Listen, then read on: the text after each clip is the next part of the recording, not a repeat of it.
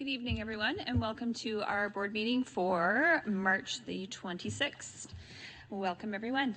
All right, so we will start off this evening with our land acknowledgement of traditional territory, and this evening we have Superintendent Playford for that. The Simcoe County District School Board acknowledges that we are situated on the traditional land of the Anishinaabe people. The Anishinaabe include the Ojibwe, Odawa, and Potawatomi nations, collectively known as the Three Fires Confederacy. We are dedicated to honoring Indigenous history and culture and committed to moving forward in the spirit of reconciliation and respect with all First Nation, Métis, and Inuit people. Thank you very much. Please rise if you're able for the national anthem. This version of the national anthem is courtesy of Twin Lakes Secondary School.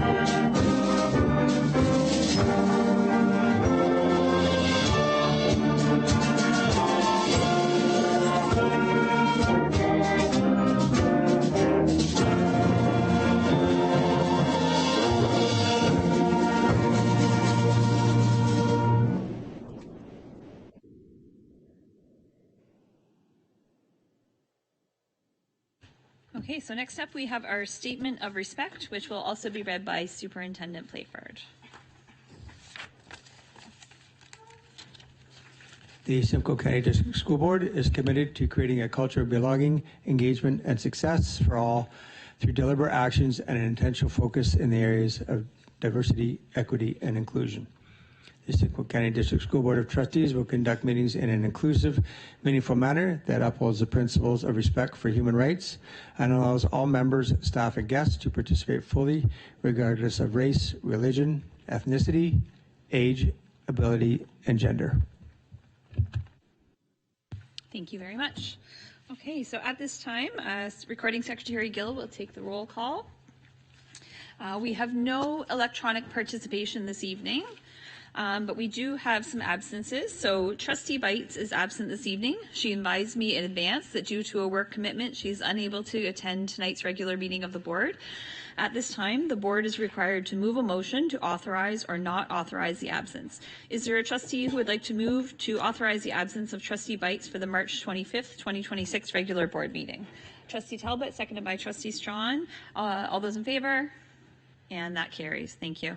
And I just realized, I think when I welcomed everyone, I said today was March 26th, so it's March 25th. Sorry about that.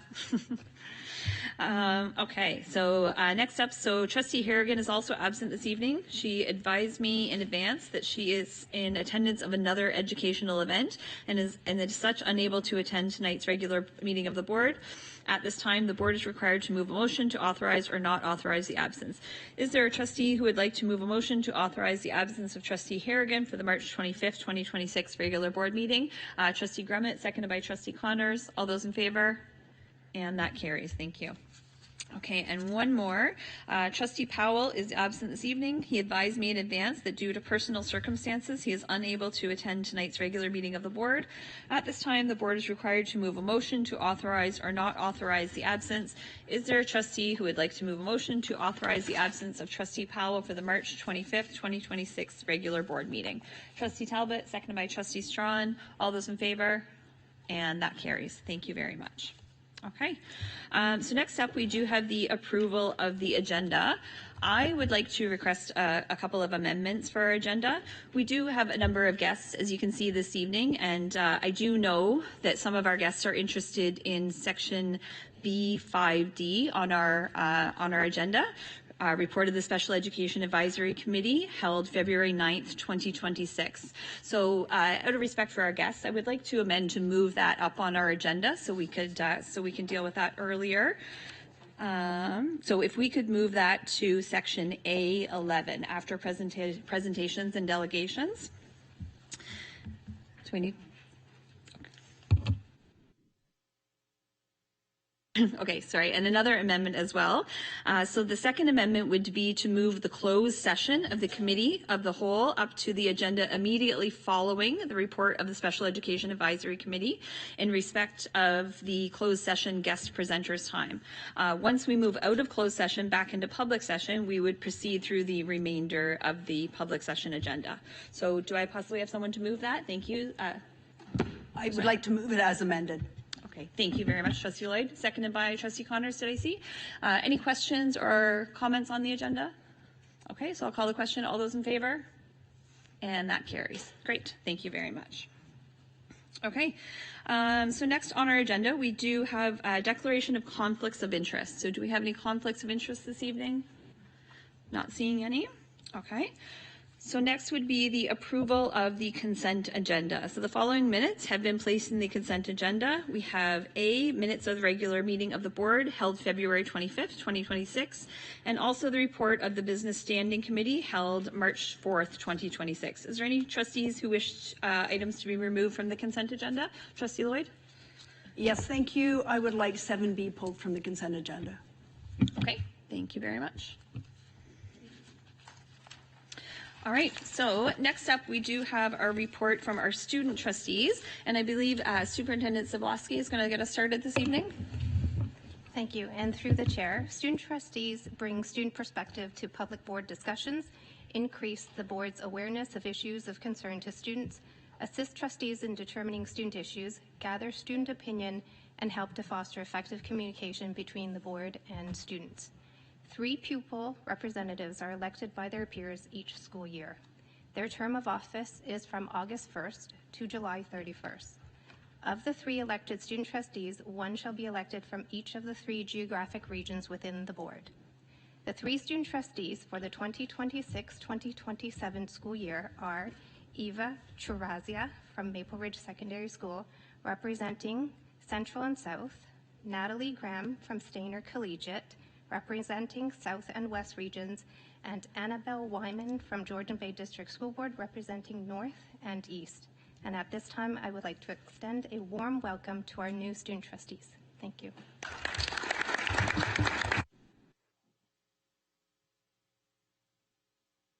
Wonderful. Thank you very much. Time goes way too quickly. I feel like we were just having the same conversation about our current student trustees.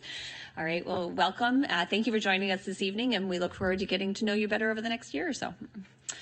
Okay. Student trustee Perry, do you have an update for us as well? Yes, and through the chair to the table, I just have an update on our Student Senate that was held just earlier this afternoon. In this month's Student Senate meeting, students reflected on recent fundraising opportunities, such as fashion shows, candygrams, food drives, and buyout events, and shared ideas for strengthening future efforts through class-to-class outreach, school announcements, and effective social media promotion. They emphasized that clear messaging and thoughtful content help make social media posts more engaging and successful. Students also discussed strategies for maintaining strong student engagement in clubs, focusing on encouraging ongoing participation and motivating students at school events. We all agreed that providing pizza to clubs would be a good motivator to keep us all engaged. Additionally, students responded positively to the 4-day exam schedule and found that feedback and recovery days are especially helpful, even with an unfortunately placed but very, very appreciated snow day. And with that, I will take any questions. Thank you very much. Snow days and pizza. That's the important highlights I took from there. Thank you. Any questions or comments from trustees? Okay, not seeing any. Thank you very much for your report. Okay.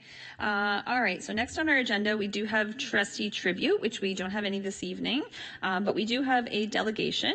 So, oh my goodness, I'm so sorry, Brenda. I should have asked you about your pronunciation of your last name before I came up. I'm so sorry. Oh, you do have it. They have it right here for me. I'm sorry. Okay, I got to look ahead at my notes. So Brenda Lusu and Ted Chrysler regarding a green school initiative. I should have known they'd take care of me. My apologies, Brenda. Okay, so you are allowed up to 10 minutes for your presentation. Trustees will have up to 10 minutes to ask questions of clarification. So please let me know whenever you're ready to start. Director Stevens will be the timer, and she will provide you with a hand signal when you've got 2 minutes left. Okay, so IT has brought your presentation up on the screen, and like I said, just whenever you want them to switch to the next one, just say next slide, and they'll take care of that. Okay, so whenever you're ready, you can feel free to go ahead. Waiting for the green. Oh, it's not green. I was told it would be green. Good evening, Chair, trustees, staff, and visitors, and thank you for the opportunity to present today. My name is Ted Chrysler, and I'm here with Brenda Lusu, as well as Kathleen Caswell. She's in the audience. We're members of a group of volunteers called the Wasaga Beach Climate Action Team. Our organization has been active in Wasaga for the past 5 years. Our mandate is to work collaboratively with government, residents, and businesses to inspire climate action. This is why we are here today. We would like to inspire climate action at the Simcoe County District School Board in relation to the development of the new high school coming to Wasaga Beach.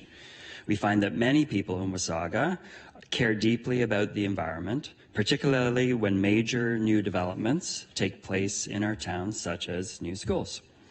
We also plan to make a similar presentation to the Simcoe-Muskoka Catholic District School Board. As you know, a new K-12 Catholic school will be opening next year. Having become familiar with your priorities, we know how important sustainability is to you, and we look forward to collaborating with your sustainability environment committees in the board, as well as schools and with our community.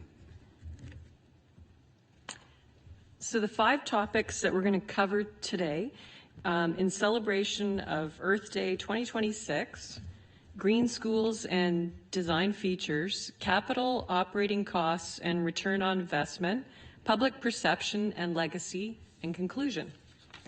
So on the first slide, in celebration of Earth Day 2026, this April 22nd, we'd like you to think about this year's theme, conscious consumption.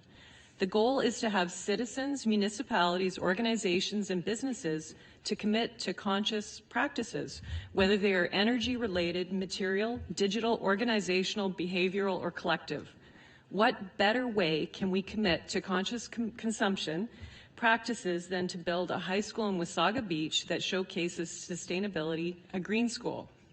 Slide 2. What does a green school look like? Some of its features include energy-efficient envelopes, geothermal heating and cooling, solar PV panels, green rooftops, naturalized playgrounds with tree canopies. Some examples of schools include the Royal Canadian Electrical and Mechanical Engineering School. It's a great example, and it showcases many different green features, and it was nominated for a Sustainability Award from Real Property Institute of Canada. John Paul II Catholic Secondary School in London, Ontario, is Canada's first self-sufficient, carbon-neutral high school drawing on solar and geothermal power. Slide 3. Jackman Avenue Junior Public School in Toronto, Ontario, is the first school in the TDSB to have a retrofitted green roof. Irma Carlson Public School in Milton, Ontario, was Canada's first climate-ready school, designed to mitigate the effects of climate change. And Lauren Elementary School in Oslo, Norway, advanced its sustainability efforts by transforming its green roof into an energy-generating ecosystem by installing lightweight vertical solar PV panels. Slide 4. What does a green school prioritize? It's a school that prioritizes environmental sustainability in every aspect of its design, operations, and curriculum. Features such as dashboard monitors displaying real-time energy usage help students understand their environmental impact and foster STEM learning. So how is this achieved? Through building materials and energy systems, green roofs, and solar PV integration, Naturalized schoolyards with tree canopy. Building materials and energy systems. They provide lower operating costs by lowering utility bills and maintenance expenses. They are healthier environments for students and staff due to better indoor air quality and natural light. Excuse me. These schools reduce carbon footprints, mitigate climate change, and teach sustainability through practice. One example that I just mentioned was John Paul II Catholic Secondary School in London, Ontario, features geothermal heating and cooling system with 50,000 feet of drilled piping. It also features 2,700 carport-mounted solar panels. It was installed in 2021, and this project generates 825 kilowatts of power, reduces baseline electricity costs by 68%, and eliminates 277 tons of carbon annually. Slide 5. Green roofs and solar PV integration. Some overall benefits include reducing heating, cooling costs, stormwater runoff, improved air quality, and extended roof lifespan. They serve as outdoor educational classrooms for STEM learning and provide a calmer learning environment by mitigating urban heat islands and reducing noise. They provide habitats for insects and birds. Jackman Avenue Junior Public School in Toronto, Ontario.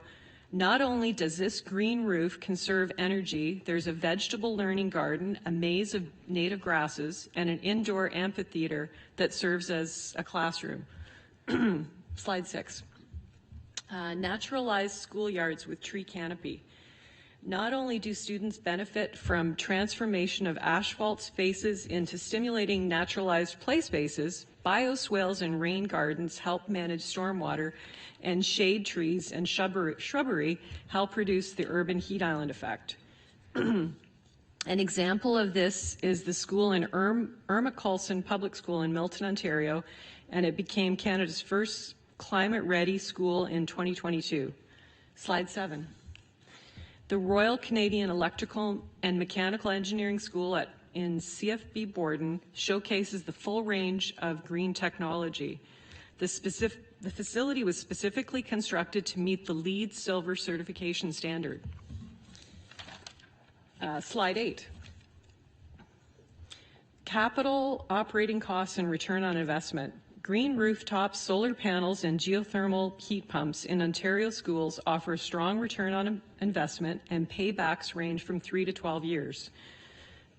Combined with a green roof, they can provide 25 years and beyond of operational savings realized from its usage and any available incentives or rebates. While green features can add 5 to 10% to initial construction costs, these expenses are recovered quickly through dramatically reduced operating costs over the life of the building. Slide 9. I want to go for water, but I'm trying to use all my time wisely. So on the Simcoe County District School Board's website, excuse me, under environmental initiatives, it states that boards have a special responsibility to take a leadership role in environmental awareness and action. Environmental Policy 2325 notes the board's rationale for committing to sound sustainability principles and should be demonstrated in decision-making and future planning. Under guidelines, sustainability committees or eco-teams shall be established to promote sustainability guidelines and principles. Slide 10. A green school exemplifies the board's environmental initiatives. Not only is a green school a visible symbol of community values, it is a visible proof that we are forward-thinking. This isn't just infrastructure. A green school showcases environmental responsibility. It's the legacy we leave for our children. Thank you. I get the conclusion. In closing, through the chair, we would like to leave you with 3 questions and 1 request. First, how will the community team, learn what sustainability features are being considered for the new Wasaga Beach High School? Second, what opportunities will exist for residents and stakeholders to provide input as the project develops? Third, how can an ongoing line of communication be established so that the community can stay informed and engaged? And our request is this, that the board refer this matter to the Director of Education with the direction to consider sustainability and green school principles in the design of the new school, report back on which features are being evaluated, and explore appropriate opportunities for community engagement and communication.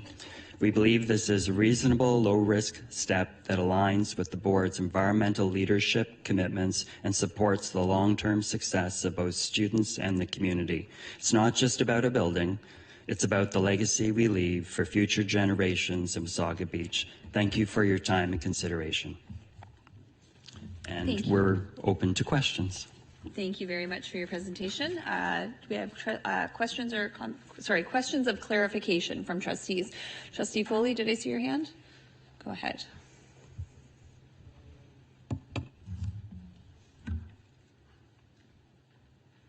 Thank you, Madam Chair, and through you to our presenters. Thank you very much for your presentation. It was very informative and very hopeful for the future.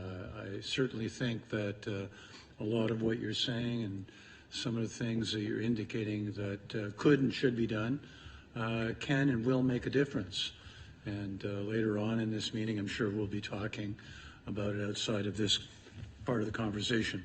But I guess I wanted to ask you, all the green input and the environmental sustainability, how does that increase education and educational profitability for our students? Like, where do you see that making such a big difference? Because that's you kind of framed it that way. Thanks for the question. Definitely, there's amazing improved student outcome, and it does support education directly.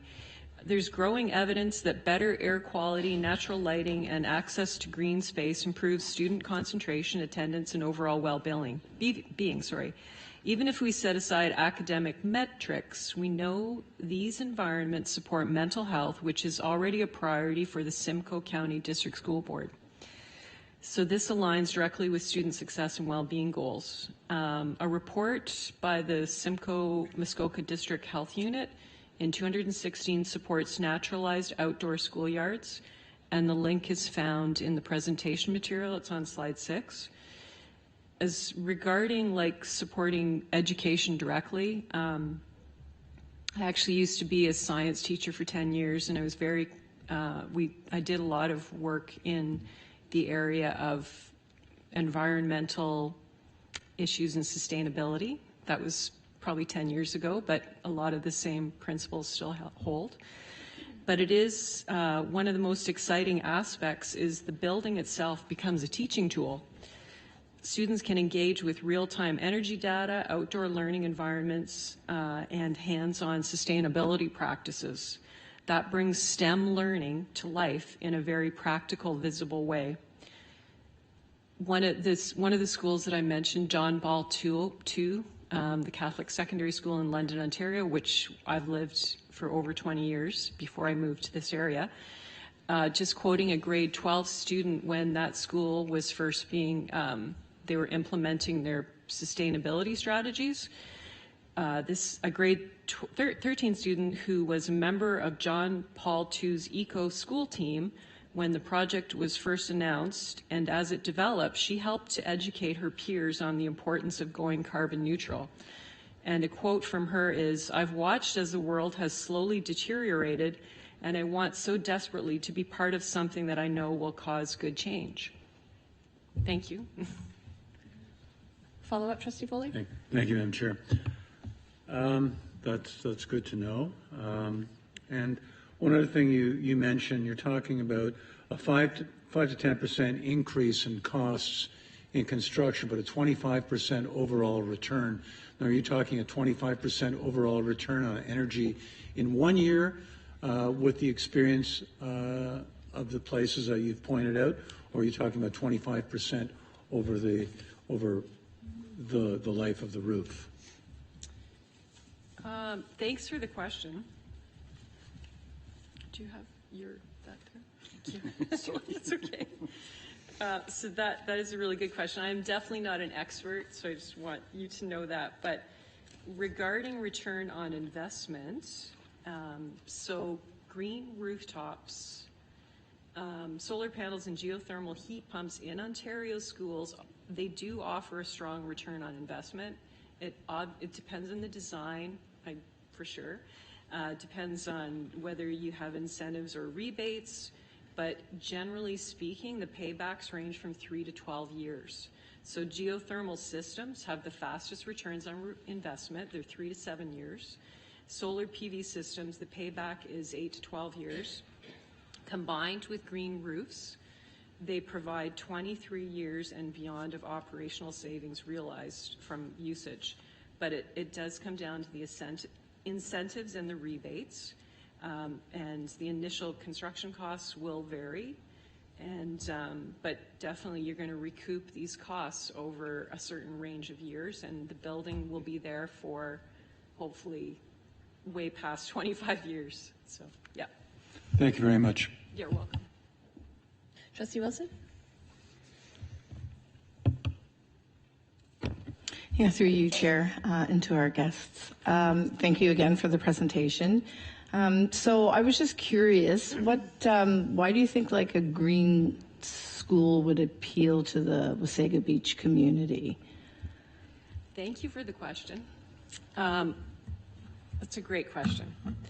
A green school appeals to Wasaga Beach because it protects our natural environment, saves taxpayers money over time, improves student health and learning, and prepares young people for the future economy, all while reflecting the values of a community built around its environment. Wasaga Beach is defined by its natural environment, especially Wasaga Beach Provincial Park, the world's longest freshwater beach. Protecting water quality, dunes, and surrounding ecosystem isn't abstract here. It's directly tied to the community identity, tourism, and local pride. A green school shows leadership in preserving the very environments that sustains the town. Thank you. Just one more follow-up. Yeah, and just one more follow-up. With that being said, what do you think? What would sort of be the impacts or outcomes for the students with having a green school? Well, they would be positive. There's so many outcomes and impacts, whether you're looking at health, educational. I actually did highlight some of them before. Let me just see. I'm going to repeat myself a little bit here, but there's so much compelling evidence, and some of the schools that I highlighted to you before, like the Jackman Elementary School in Toronto, the Colson Public School as well. This one has like a naturalized schoolyard, just getting rid of the asphalt and being able to play on a naturalized playground, learning about the flora and the fauna. The Jackman Avenue Public School, elementary school with the green roof, it actually has like a learning garden, like a vegetable garden on top. They have like an amphitheater where they have outdoor classrooms. So there's so many different positive aspects to having any kind of like green initiative in your school. What were you going to say? Sorry. It's not just a building, it's a learning environment.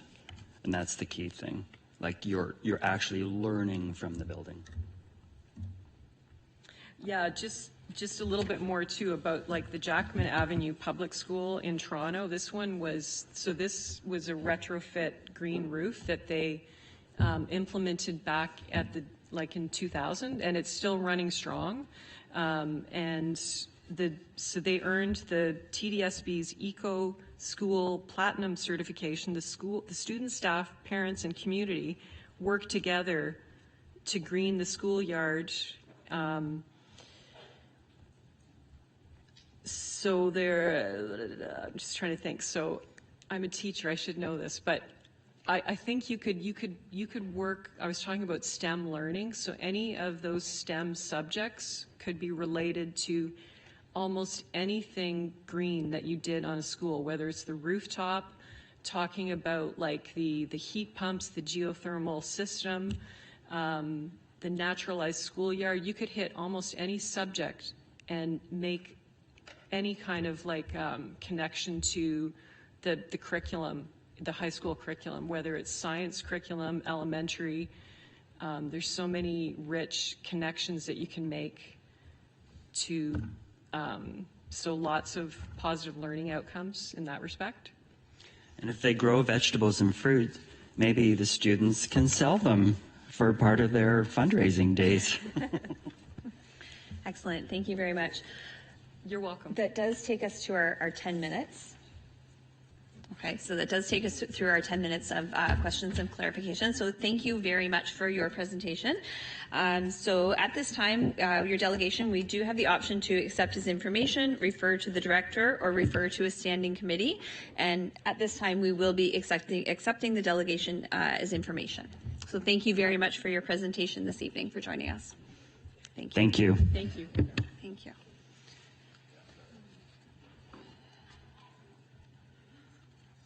Okay. All right. So moving on with our amended agenda, that will take us to A11, report of the Special Education Advisory Committee meeting held February 9th, 2026. So trustees have received quite a bit of feedback regarding the upcoming changes within the gifted program that were outlined in the special education minutes. We've been asked many questions, which I hope that we can answer for people here this evening. Superintendent Jacobs, did you want to speak to this before we start with questions? Did you have anything you wanted to say? Yes, please. Okay, go ahead. Through the chair and to the table, I would like to take a few moments to clarify our direction regarding gifted education in the Simcoe County District School Board, with a particular focus on what is not changing and what is evolving and how we support gifted learners across our system. First and most importantly, students who are currently enrolled in gifted congregated classes will continue in those programs and will graduate from those gifted congregated class placements. There is no disruption for these students or families. Additionally, universal screening for giftedness will continue, as will identification, placement, and review committee identifications of giftedness. Giftedness remains fully recognized as an exceptionality within our board. What is changing is not the identification of gifted learners, but how we ensure all gifted students receive equitable, high-quality support across the system. At present, Simcoe County District School Board operates 6 schools with 10 congregated gifted classes, serving 238 students, which requires transportation across significant geographic distances. At the same time, we have 579 students identified as gifted in our board. This means that most of our gifted learners, more than half, are already being educated successfully in their home schools. In these settings, gifted learners are supported through strong classroom instruction, universal design for learning, differentiation, and enriched learning opportunities. In many schools, teacher librarians, CERTs, and other staff provide additional enrichment at both the school and system levels. While we acknowledge that no single model is preferred or is perfect or preferred by all families, educating students in their home school represents the least restrictive and most inclusive approach for most of our gifted learners. This direction is firmly grounded in Ontario Ministry of Education policy. The ministry does not require or prescribe congregated gifted programming. Provincial direction consistently emphasizes inclusive practice, differentiated instruction, and enriched learning experiences delivered in the least restrictive environment. This policy framework explicitly supports strengthening gifted programming within home schools when appropriate instructional conditions are in place. The ministry's foundational document, Special Education in Ontario, Kindergarten to Grade 12, defines giftedness as requiring differentiated learning experiences of a depth and breadth beyond those normally provided in the regular school program. Importantly, this definition emphasizes the nature of instruction, not a specific placement model. Importantly, this definition emphasizes the nature of, the document outlines a continuum of placements and identifies the regular classroom with appropriate supports as the preferred option whenever possible. Congregated classes are identified as one option on that continuum, but not a requirement. This approach is reinforced through Learning for All and Ontario's adoption of universal design for learning. These frameworks direct educators to proactively plan for learner variability by embedding enrichment, extension, flexible grouping, and assessment-informed instruction in everyday classroom practice. Ministry guidance is clear. Instructional responsiveness, not placement, is the primary mechanism for meeting exceptional learning needs. Educational research relied upon across Ontario school boards aligns closely with this policy direction. While ability grouping can be effective under specific conditions, a strong body of research demonstrates that high-quality differentiation, flexible grouping, enrichment models, and IEP-driven programming can yield strong academic and engagement outcomes for gifted learners in inclusive settings.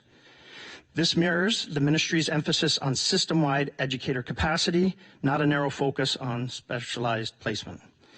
So taken together, ministry policy and research led to a clear conclusion. Ontario's expectations for gifted education prioritize equitable access to enriched learning, delivered through inclusive, responsive teaching practice wherever possible. Strengthening gifted programming and homeschool is fully aligned with the principles of least restrictive environment, universal design for learning, differentiation, and inclusive education outlined in special education in Ontario and Learning for All. It is important to situate our approach within the broader provincial context. Of Ontario's 72 school boards, only 9 currently operate gifted congregated classes. Most boards deliver gifted programming primarily through homeschool models. In this respect, Simcoe County District School Board's direction is fully aligned with current provincial practice and research-informed approaches. Finally, Ontario policy and research consistently remind us that effective gifted education is driven by educator capacity rather than student placement. To meet both provincial expectations and the needs of gifted learners, educators must be supported with a strong understanding of gifted learner profiles, practical differentiation and enrichment strategies, universal design for learning aligned instructional design, advanced assessment and IEP development skills, and sustained system-level professional learning and coaching. By investing in these supports, we ensure that gifted learners, regardless of where they attend school, receive equitable, high-quality programming that is consistent, inclusive, and aligned with provincial direction. This approach strengthens our system's ability to serve all gifted learners, honors ministry expectations, and reflects our commitment to inclusive and responsive public education in Simcoe County. And with that, I'll take any questions. Thank you very much, Superintendent Jacobs. I know you addressed a lot of the questions there that I've been talking to people about, so I very much appreciate that. Thank you. At this time, do we have any questions or comments from trustees? Okay, I saw Trustee Grummett and I saw Vice Chair Strawn and Trustee Lloyd. So Trustee Grummett, you can go ahead to start us off. Perfect, and thank you. Sorry, moving the table. Oh, geez, you okay? Sorry, got a loose table here. Thank you, and through the chair to Superintendent. I also want to share the gratitude that I have for the many parents that reached out to me as well, and I always feel like it's super important when people join us in this gallery as well. We're passionate, and I think it's just a really good feeling to have so many people with us that want to learn more about this. So I as well had many questions that I was dealing with, and so I have a couple for you if you don't mind. So I guess one of my questions is around how would a classroom teacher be able to provide the curriculum to all students in a classroom while dealing with so many different exceptionalities? And how will we as a board ensure that the gifted students have access to intellectual peers? Superintendent Jacobs. And through the chair to Trustee Grummett, thank you for that question. So Ontario classrooms already include students with a wide range of learning needs, and ministry policy expects educators to plan for the diversity. Universal design for learning supports this by encouraging proactive lesson design that offers multiple entry points, levels of complexity, and ways to demonstrate learning. Gifted learners are supported through differentiation and enrichment that often benefits other learners as well, reducing the need for parallel programs while maintaining individual supports through IEPs. Foundational to inclusive education is curriculum delivery based on the abilities and needs of the child. Educators will receive supports through professional development to support this. And the second part was just the access to intellectual peers. So access to intellectual peers will be supported through flexible grouping within classrooms, cross-class, cross-grade, enrichment opportunities, and participation in school-based and system-level programs. Intellectual peer interaction doesn't rely solely on permanent congregated placements. It can be fostered intentionally through instructional planning and enrichment experiences that connect students with shared interests and abilities. Okay, thank you. And I guess my other piece to this is you mentioned other school boards do not offer gifted programs, or maybe some boards have eliminated them. So maybe my question is two-part. Are we able to look at any lessons that were learned from their decisions? Has there been some follow-up about how it worked for those boards? Yes, and thank you for that question. And through the chair to Trustee Grummett. Of Ontario's 72 public funded school boards, only 9 currently operate gifted congregated classes, including Simcoe County District School Board. Most boards either never implemented congregated programs or have moved away from them over time, instead delivering gifted programming through homeschool models aligned with ministry policy. The key lesson from across the province is that effective gifted education is driven by instructional capacity, not placement. Boards have found that congregated classes serve a limited number of students and are often constrained by geography and access, while strengthened homeschool models allow more equitable and consistent support for all gifted learners. With appropriate differentiation, enrichment, professional learning, and IEP-driven programming, boards have demonstrated that strong outcomes for gifted learners can be achieved without congregated placement. This provincial context has directly informed Simcoe County's District School Board's direction and aligns with current practice across Ontario. Okay, thank you very much. I think Director Stevens had a Thank follow-up you. as well. Thank you, and through you, Chair Rafik, to Trustee Grummett, just to add on to that a little bit, because this was part of my direction, obviously, when we're looking at congregated classes, and we've been looking at all congregated classes across the board to see where are there changes that could be made. We did look to say, what are we going to do instead? And it's important that we plan for that. We're not just doing this without thinking that through. So we are looking at our central activities that we currently have, which we have things like, Junior Math Road Rally, Debaters Forum, different enrichment activities that we do centrally. We're going to expand those, and we're also going to create centrally created activities for enrichment and enhancement that support those centrally planned activities, so that teachers have access to resources that they need in their home school. So it's going to really grow gifted learning across the county.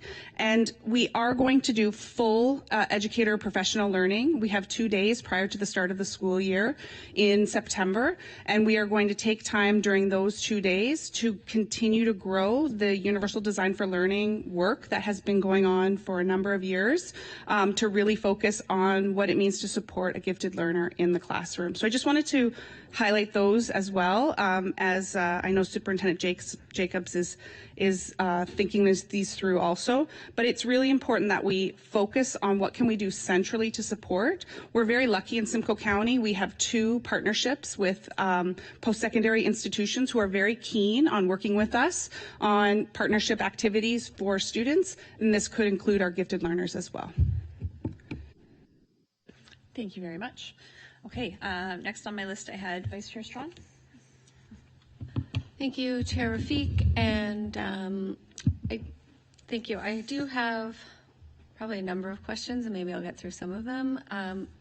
Just to start, there's been a lot of people saying universal design for learning, and I'm just wondering if we can clarify what universal design for learning is and what flexible grouping is, just for people who aren't in the day-to-day school board lingo.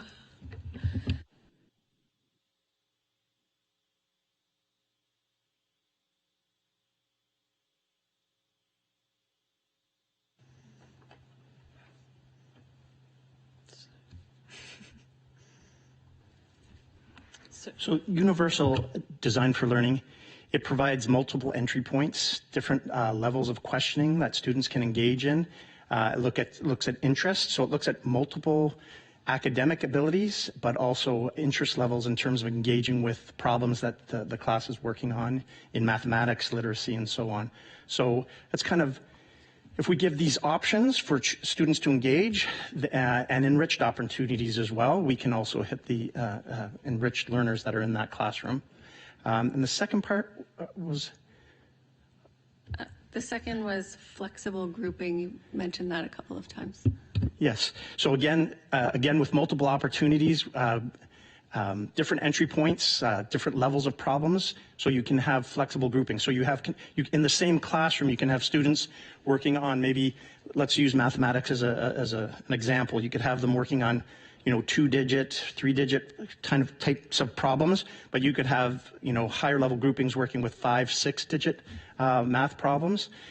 So you can have different groups operating in the same classroom to meet everyone's needs in that class, because in any given classroom in our system, you have varied needs. So those that are enriched and advanced, and those that sometimes struggle, and so providing these opportunities helps all students in the classes.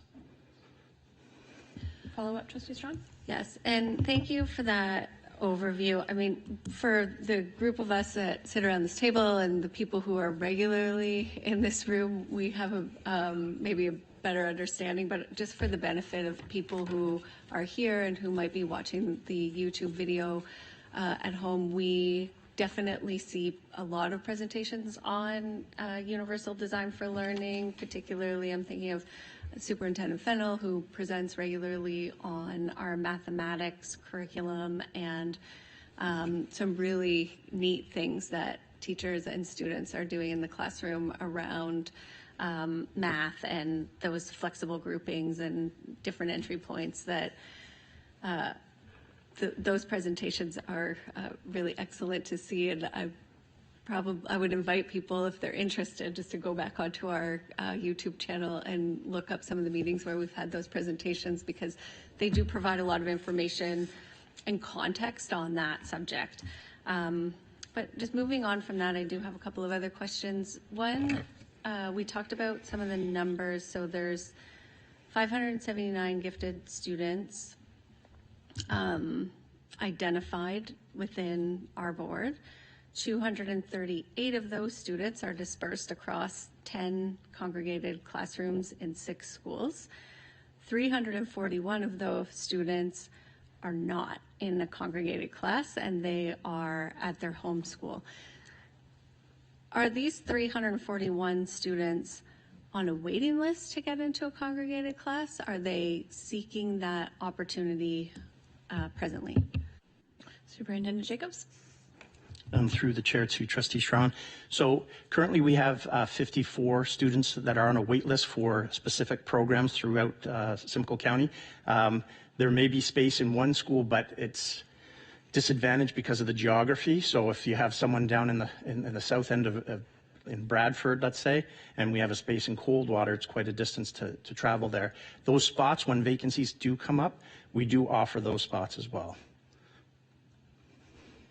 Follow up, Trustee Strong? Thanks. And just as a follow up, when we were looking at options of what to do in terms of the congregated classes across the board, did we review the option of adding additional classes at more schools to use that approach to create more equity? Director Stevens? Thank you, and through you to Vice Chair Strawn to answer that question. No, we are not looking to increase. We do have to be mindful of our budget. We have a budget we have to follow. We have special education funding within that budget. We have had congregated classes for a number of years for a variety of reasons, and we are looking at all of our congregated classes to see what are the needs of our students, and with the budget that we have, what can we do and how can we best serve all of the needs of our students? So when we phase this out, and again, I'm very clear to make it very well known, there were a few things we could have done. We could have ended the program and students returned to their home school. So that we did not want to do. We have students who are enrolled in the program. We felt it very fair that they had the opportunity to continue and complete the program. So those students will complete their program at their school that they currently are at in their congregated class. What we looked at was through not enrolling anymore, we will then, through the years of phasing out, be able to allocate more certs into our schools across the county. And that's really where we wanted to make gains, was in cert allocation across the county. So we did not look at it in the opposite direction, because then we would have been pulling more certs out of our schools into a congregated setting. Vice Chair Strong? Thank you. And just as a follow-up to that, through you to Director Stevens, you've mentioned a couple of times all congregated classes. Is there more congregated classes that you're looking at other than the gifted congregated classes? Thank you. And through you, Chair Rafik, to Vice Chair Strong, yes, we are. We're looking at all of our congregated classes and what's the best models that we have to support the needs of all of our students in the system. Okay, I have a couple more people on my list. Maybe I'll go to another person, then I'll come back to you, Vice Chair Strong. Okay, perfect. Okay, they might ask your questions. All right, Trustee Lloyd, I had you next. Yes, thank you very much, Madam Chair, and through you. I do sit on SEAC, so we did have 3 delegations that came to the SEAC meeting with respect to this. And so, you know, I did do some significant review and investigation on my part as well. And I did find it interesting that 90% of Catholic boards do not have congregated gifted programs, and 75% of public boards do. The public boards that currently do tend to be in the GTA and are the boards, the larger boards that have been recently put under supervision by the ministry, and there's sweeping changes happening at those boards. You know, I have heard that many of those boards will be looking and making adjustments to their programs as well. But my question is related to this. We have moved, the ministry has moved to de-streaming for grade 9 and 10 with a fully integrated model. And I just would like to know if this change aligns with the ministry and where they're going on this, because they have, you know, implemented de-streaming for grade 9 and grade 10 and are supportive of integrated classrooms. So maybe the director could, or I believe Associate Director Maltby is ready to answer you. Sure. Through the chair to Trustee Lloyd. So the simple answer is yes, it would align with ministry direction and opportunities and equitable opportunities for all students, which was one of the main reasons why de-streaming took place in the first place. So yes, it would align with that. Okay, thank you. If you want to go on to somebody else, that's fine. Thank you. Okay, perfect. I'll come. Okay, Trustee Connors, please go ahead. Through you, Chair Rafik, to Superintendent Jacobs. How was this decision reached given concerns about consultation and evidence? And what evidence supports the conclusion that inclusive delivery improves and maintains outcomes? Superintendent Jacobs? Through the chair to Trustee Connors. So change is necessary to continue to grow gifted education. The decision was an operational decision made by senior staff based on a review of Ontario Ministry of Education policy and procedures, evidence from educational research, internal system data, and established provincial practice related to gifted education. As an operational matter, this decision did not require parental consultation or consultation or prerequisite for program alignment decisions of this nature. The analysis focused on ensuring alignment with ministry expectations regarding inclusive education and least restrictive environment, improving equity of access for gifted learners across the system, and strengthening instructional consistency and quality for all gifted learners. This evidence is based this evidence base includes ministry policy documents, research emphasizing instructional quality over placement, and internal data demonstrating that most gifted learners are already educated in their homeschool settings. The absence of consultation does not reflect an absence of evidence, though. Rather, the decision reflects the board's responsibility to make program delivery determinations that are instructionally sound, policy aligned, and equitable at the system level. Implementation of this decision will continue to be supported through clear communication with schools and families, as well as through existing IPRC and IEP processes focused on individual student needs. So again, students currently enrolled will not be impacted by this. Thank you very much. Great, you're good, Trustee Connors. Trustee Foley, go ahead. Thank you, Madam Chair, and through you to Superintendent Jacobs. I'm just wondering if we've done like some sort of scientific analysis on this, and whether we've looked at the congregate classes and the performance of gifted students there versus uncongregated classes, and looked at the performance variable. Is there a significant difference?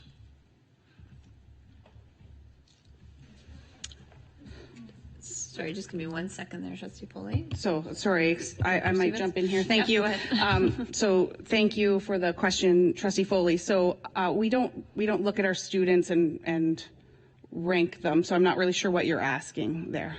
I'm asking about performance. Are they doing just as well outside of a congregate program as they are in, performance-wise? What I'm asking is, are we doing our students that are gifted a disservice by putting them out, taking them out of a congregated setting? And do we have any scientific evidence based upon correlated data to show that one is better than the other? Director Stevens. Thank you, and through you, Chair Rafiq, to Trustee Foley. So what we have right now currently is students in grade 4, 5, 6, 7, and 8. So then they leave and go off to secondary school. There's no difference in their secondary school achievement, graduation rates, things like that occur. So they have an opportunity to be a part of a congregated class in those grades, and then they go off into post-secondary school. So we wouldn't look at how does a student, we don't rank our students in elementary school in the way that I think you're asking. However, we look at graduation rates, we look at EQAO scores. EQAO doesn't differentiate giftedness as part of the identification. So we look specifically at how are our students doing. Our K-12 outcome is a graduation. That is what we are looking to support our students in getting through, and our students have equitable access to that outcome. So that is where we are right now with looking at how have our students done with those who have left at grade 8 and gone on to secondary school and been successful there. Follow up, Trustee Foley. Thank you, Madam Chair. Thank you, Director. But I was just wondering if there had been something more concrete done to do an evaluation. But I see there hasn't been, so thank you. Okay, Trustee Wilson. Thank you. Trustee Wilson, please go ahead. Yeah, through you, Chair, I guess to the table. I've also received a lot of, concerns from parents, wondering as well, about all the different divergent learners and how the students will be supported. Will there be more EAs that will be hired to support the teachers? Director Stevens? So as a result of this particular program, there will not be any more EAs hired to support. So we're going to be looking at, as I've mentioned already, we'll be looking at professional learning for all teachers. We will be looking at centralized activities that we will continue to grow and expand. And we'll be looking at opportunities that we develop centrally for students to participate in. So all of our students, as far as educational assistance in the system, when we go through budget process, you'll see how we are managing that. But this particular program, currently right now, the educational assistant allotment in our schools is for students all across the needs of our students. Okay, I'll come back to Vice Chair Strawn and then Trustee Lloyd.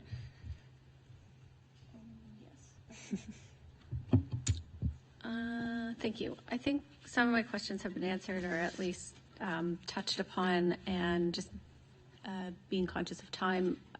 One of the things, I don't need an answer to this now, but maybe as part of the next agenda package for SEAC, if it is possible, like we've talked about the ministry guidelines, the research, best practices, and perhaps we could just provide to SEAC members like an annotated bibliography or something like that, where we can see like, here's the article or the reference or the ministry direction, and then here's like a little paragraph. And if people want to dive deeper into it from SEAC, they can do that. But at least just to provide a bit more of a substantial overview. If that's possible, I would appreciate that for the meeting coming up.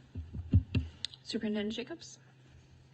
Yes, through the chair to Trustee Strawn. We are planning a presentation for gifted programming and professional PD at an upcoming SEAC meeting. I do have actually a bibliography of the research and the policies in my hand that talks about the research. A lot of our policies are based in John Hattie's work, so but there's many more than just John Hattie, and he's written multiple about effect size in terms of homogeneous classes and groupings and heterogeneous. But yes, we'll talk more about that at SEAC. Another question? And just as a follow-up, maybe if that list can be shared, if that's possible, so that we can review it before the SEAC meeting, just to be prepared. Through the chair to Trustee Strawn. Yes, I can forward this to you. That's great. Thank you very much. Trustee Lloyd. Thank you. And through you, Chair, to the director. So in some of the feedback that I got, and it wasn't all opposed, I did get feedback that was very supportive of this decision as well, that the biggest concern I had in the communications I got was they wanted to see further supports and enhancement of the gifted programming within the regular classroom placement. And so I just want to confirm with you, because our enrollment is going to decline, and as we receive our funding on a per pupil basis, right, we are anticipating less revenues next year. And, you know, we already know special education in the province, you know, the unions have written papers on the crisis in special education, and, you know, the Ontario Public School Board has spoken to that, and we as our SEAC committee has written letters. So, you know, we do have significant financial pressures with respect to the delivery of all programming right now. And, you know, when our revenues decline, it often results in a reduction in staff. So one of the things I just want to be confident in is that we are looking to enhance the program, which is what you've indicated is the intentions. The other thing I think you said, and I just want to confirm it, is that you do anticipate being able to increase the number of CERTs, or special education resource teachers, supporting the regular school placements. And are there any other enhancements anticipated? And then just to wrap it all up is, how do you intend to evaluate this?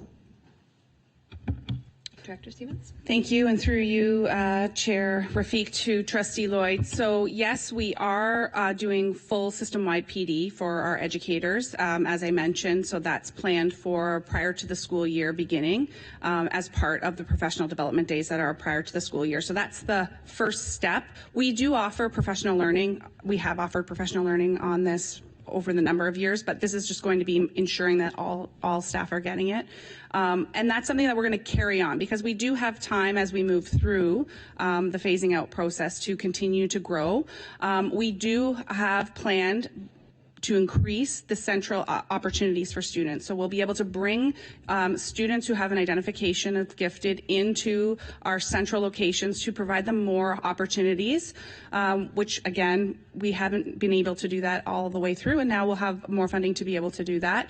And also we will be creating and planning centrally enrichment and enhancement activities for all of our staff to be able to access. And that is something that we've really modeled that through the first 20 days of literacy, the first 20 days of math.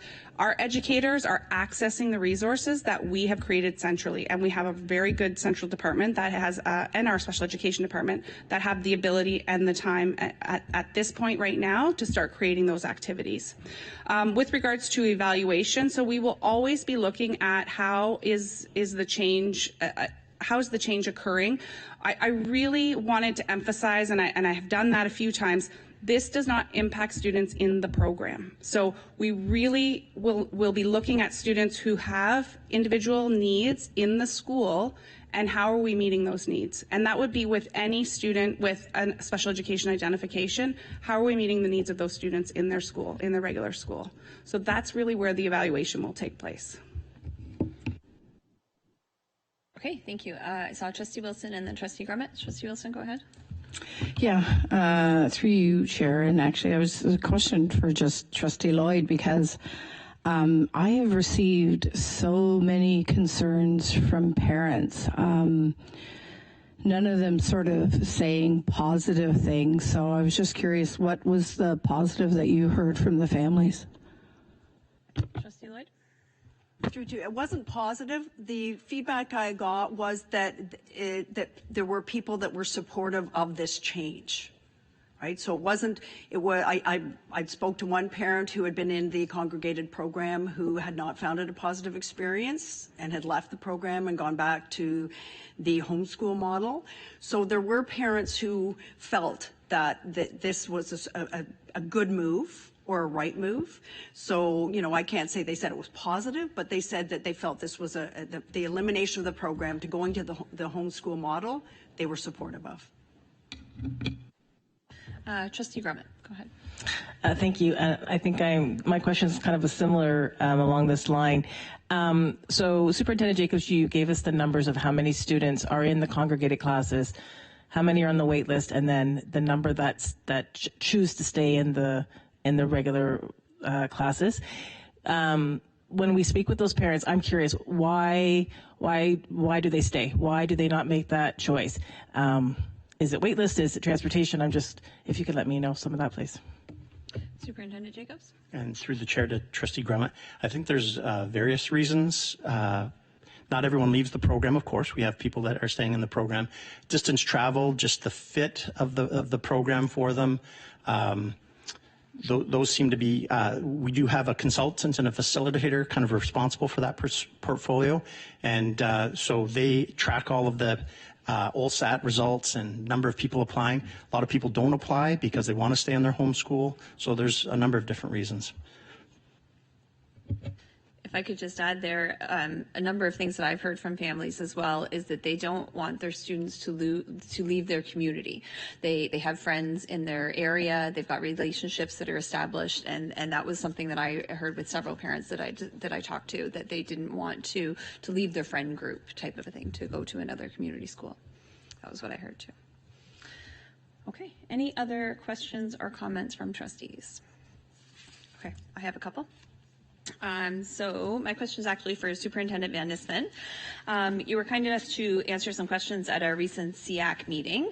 And at that time, you did comment about the cost of the gifted program. You mentioned a number of $2.1 million. I was hoping that you could speak to that in some more detail, and also maybe how per pupil special education funding is allocated and how that plays into it. If you could just kind of speak to that a little bit more for us.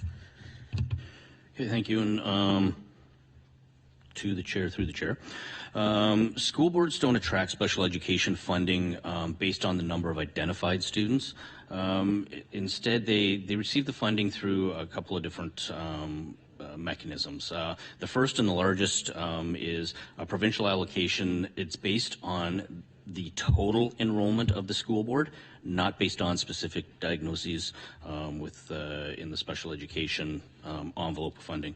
There's additional amounts that are based on the overall board needs, as well as some targeted supports for high needs students and specialized equipment.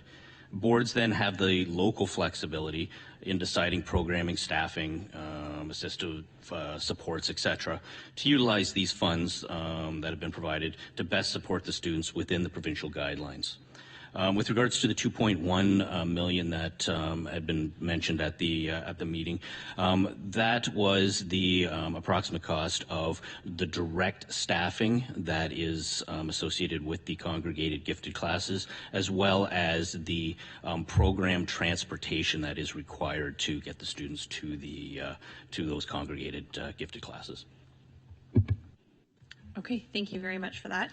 I did also want to ask about, I had a couple of people ask me about, so Director Stevens, maybe could you speak to a 2002 tribunal regarding special education and congregated gifted classes and the outcome of that? Yes, thank you, and through you, Chair Rafiq. So we did investigate that as well. So that tribunal was about a particular offering and ensuring that program existed for a particular student. So it wasn't about offering a particular program, a congregated program, to the board. So the tribunal does not ask boards to create congregated classrooms that's the choice of the board. So the tribunal ruling was about a particular student and the program that was going to be needed for that student. Thank you very much for that. Okay, so I did want to remind trustees, we do have our next SEAC meeting is on April the 13th. So we have had more delegation requests that will be being presented at SEAC, and I just wanted to remind trustees, anyone is eligible to join our meetings as a trustee. Of course, you can also watch the video as well, and you'll receive all of the delegation information in your packages as well when we come back to board. But I did just want to let everyone know that we will be having more discussions about this, and of course, you're welcome to be involved in those as well. Yeah, Vice Chair Strong. Just a question on the procedure of accessing the SEAC meeting. So you noted that, like, obviously the trustees can go, and then the video is posted. Is there an opportunity for members of the public to watch in real time if they're not registered as a delegate, or like, can they do something to register to get the link to be at the real-time meeting, or do they have to wait for the recording? Yeah, with the procedures of our SEAC meeting, we don't have guests at the meeting generally. It would be the YouTube video is posted the next day, and that's when people would have the chance to see it. It would be posted, I believe, the next morning or next afternoon. It's usually posted pretty quickly. But yes. Okay. Okay. Trustee Grant, please go ahead. Sorry, I just had one more question. Through the chair to, I'm not sure if it's Superintendent or Director Stevens. I think you did say a little bit about this, but I'm just reviewing emails, and I just want to be clear about how maybe the process around how this was communicated with parents and families, maybe next steps with the rollout of this. If you could just comment on that, please. Superintendent Jacobs. And through the chair to Trustee Grummett. So at our SEAC meeting, we discussed changes to programming, additions to congregated classrooms or changes to programming and so on. So it was communicated publicly at the SEAC meeting. Later there was messaging that was sent to schools where we do have congregated classes, just to reassure that we're not ending the program, we're phasing it out. So that's how the communication was relayed. Okay. Sorry, just to follow up. So then there's probably going to be a continuance of communication, like with, I guess, like as you have the enhancements and so forth? Director Stevens? So thank you. And as we go through with our current OLSAT testing that has occurred and students who have been identified through that process, there'll then be an IP process, an IPRC potentially process, and that's when there'll be further communication that would occur on an individual basis with families and students who meet that designation. Okay. Any more questions or comments from trustees at this time? Trustee Armstrong, please go ahead. Well, just through you to Director Stevens, in regards to communication, I mean, this is an impact not just to the phasing out and of a segregated class. It's also students receiving this program through their regular classroom.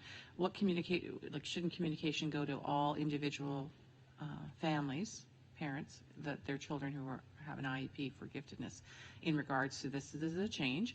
I don't think it should be something that the principals of every school has to put in their monthly newsletter per se, because this is a change that's happening. And I guess secondary to that, in a few years, if this, you're phasing out, so eventually you'll only have one class of giftedness in some of these congregated areas. So I guess I'm concerned about that, because I think right now in congregated classes, they're not totally 100% congregated. They integrate with the home school. So I'm just wondering if that's something, because as an operational, how program is going to be delivered, would that be a change when you have only, say, a grade 7 and 8 class to be back to the regular program in 3 years? if you're entering grade 5 now. If you're in September, it'll be grade 5, so you have 3 more years. So I'm just concerned about the future of that, because again, it's going to be a fairly small population at that point. So just that communication aspect. I think it's not just those in the congregated classes, but also those in the regular classes should know changes are coming. And as you mentioned, the opportunity for more specialized programming of the students getting together, possibly here. I know we use this board room a lot for a lot of special programs for students of the county. I would suspect you'd have junior and intermediate together, maybe not the whole group, but just that communication. I think because this is a big change, I do think that that's something that information should go to all students with that IEP, that a change is occurring. Director Stevens? Yes, thank you. And thank you, Trustee Armstrong, for those comments. And we'll definitely look forward to, working on our communication if that's something that the trustee table feels that we need to do better. Okay, I'm not seeing any more questions or comments at this time. I thank everyone for the discussion and for the questions. I thank everyone for joining us, for your engagement. It is very much appreciated. I know that trustees have spent a lot of time answering emails and talking to people, and we really appreciate learning from your experiences.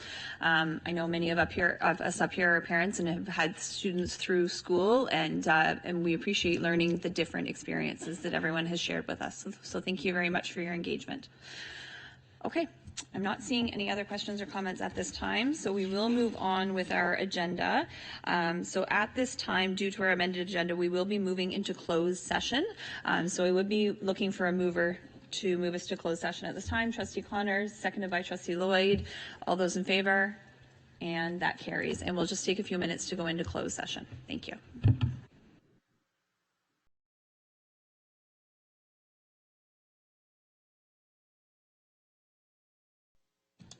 Okay, so welcome back to our public session. So we have nothing to report from Committee of the Whole this evening from closed. So moving back to our agenda, so recommendations for action for a public session. So number 1, matters arising from previous meetings. So A, unfinished business, we have none. B, motions for which notice was given at a previous regular board meeting. So the notice of motion from the February 25th, 2026 board meeting, rescinding motion number BP 2023 0927-76A, adopted at the September 27th, 2023 regular board meeting pertaining to violent incident reporting. So I'll read the motion. We'll get started and then we can move on from there. Okay, so whereas solely receiving data regarding violent incidents as identified in PPM 120 and assaults not causing injury requiring medical attention, human trafficking, and gang activity do not provide an accurate picture of the safety of the board's schools, be it resolved that resolution number BP 2023-09-27-76A that was adopted at the September 27, 2023 board meeting, which reads as follows. That the board approve that staff provide the board a report on violence in our schools no later than the December 2023 board meeting. The report shall utilize data from the 2023 school year and should include, but not be limited to, all incidents of possession of a weapon, including a firearm or any object used as a weapon, physical assaults requiring medical attention, sexual assaults, robbery, extortion, hate-motivated occurrences, assaults not requiring medical attention, human trafficking, and gang activity. Further, this report should come to the board on an annual basis each September, utilizing data from the previous school year. Be rescinded. So I do need a mover and a seconder to place this on the floor. Trustee Lloyd, seconded by Trustee Grummett. Trustee Lloyd, this was your motion, so I'll ask if you'd like to speak to it.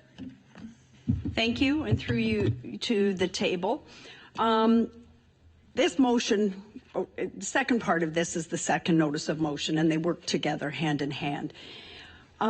Through the work that we have done this year, we have come to realize that the motion in 2023 is somewhat problematic because the data that's asked for in that motion is not collected. So it's very hard to report on something that we don't collect. So when I went back and I looked at the minutes from that meeting, and I chaired that meeting, so I'll take the fall for this one. There was a lengthy discussion about what staff could report and what staff could not report. And that was captured in the minutes. And so since 2023, staff have been bringing the report to us. This year, it was indicated that staff had not brought all the information that was required in the motion. Well, the problem is they can't bring everything that's in that motion because we don't necessarily collect all of the information. So it's problematic motion. That night, we had been discussing this for a very long period of time. It's indicated in the minutes, and I think there was an agreement in principle as to what the staff were to provide, but I think 3 years, we've moved on from that now, and I think there's confusion around this. So I think the purpose of this is to fix a problematic motion that currently exists and is on the books. And so then if we rescind this motion, there's a follow-up motion to attempt to clarify just the reporting that we do to the ministry. That will clear up this problematic motion that we currently have on the books. I would look at this as a good governance thing. We know there's a motion. We know it's not worded properly. We know staff can't fulfill what it says, so we need to address it. If we don't address it moving forward, you can't hold staff accountable for not providing us with something that we know they can't do. So that's why I'm asking for support on this, so we can clean up this business that's not clean. Doesn't mean other motions can't come forward, doesn't mean other data. It is no way an attempt to restrict information. It is an attempt to clean up a poor motion that we previously passed after a very long night. I think looking back, when I look back on the minutes and I look back on the motion, we probably should have amended the motion that night to be more specific, but we did not do it. And it passed unanimously, so we all passed the motion. We've talked about this at previous meetings, so I view this as a form of good governance to clean up a problematic motion. So, because otherwise we're leaving something on the books that staff can't fulfill, and that's not good governance. So, that's why this is, we've mentioned it before, so I just asked trustees to consider that as part of a good governance motion. Sorry, thank you, Trustee Lloyd. Trustee Foley? Thank you, Madam Chair, and through you. I wrote that motion. I explained that motion. I shared that motion with former Chair Lloyd before I brought it to the table. That motion was discussed. I mean, it's written in pretty simple English. Contrary to what Trustee Lloyd just said, we do have those numbers. I just received numbers today from September till the end of February for 6,700 incidents. So we have those numbers. Health and safety has those numbers. We know exactly what's going on. We've always had those numbers, and they have not been given. The board has not been in compliance, and as I asked the director 3 months ago why she was not in compliance, it is written in very clear English. Incidents that require medical attention, incidents that do not require medical attention. It can't be any clearer than that. BPM 120 covers the first part, and everything else is everything else. Those numbers are collected. Those numbers are held by the staff. They are not being given to us. If I can get those numbers, we can all get those numbers. All you got to do is talk to Superintendent Van Ispen or anybody else that's involved in health and safety. The numbers are kept. They're identified as to what happened. This just disturbs me that when something's written so clearly and understandably, it isn't acted upon. It's not acted upon because no one wanted to act upon it. When it's written in black and white, I'm sorry. I might not be the sharpest knife in the drawer, but I am a knife. Thank you, Trustee Foley. If I could just ask for clarification, you said that you'd received the numbers. Can I ask where you received those numbers from? Received them from union members this afternoon. Thank you. Okay. Any other? Trustee Lloyd, please go ahead. I just could caution that because I do believe some of that information could be confidential and identify students. But anyway, I'm going to ask Director Stevens if you can just provide comment on this of what you collect and don't collect to provide clarity. Director Stevens. Thank you, and through you, Chair Rafik, to Trustee Lloyd. When we talk about what we collect in PPM 120, it's very clearly defined, and we have records of those. When we get into things that are not collected in PPM 120, they could be suspensions, they could be in OSHA, they could be in a variety of different things. We don't sift through each suspension to determine if there was an assault not requiring medical attention. We don't sift through each OSHA report to determine what that is what happens in health and safety. So as a board, we don't collect that data like we do when we collect PPM 120 data.